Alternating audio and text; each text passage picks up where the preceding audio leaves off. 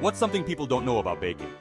It's that matcha is the new secret ingredient turning kitchens into vibrant green playgrounds.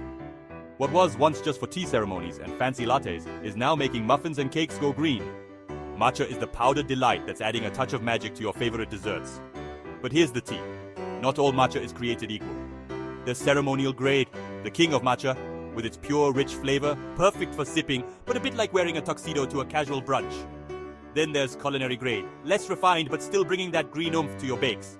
So can you use ceremonial grade for baking? Think of it like using a Picasso as a placemat, fancy but maybe overkill. Pros say, stick to culinary grade for the oven, it's cheaper and still packs a punch.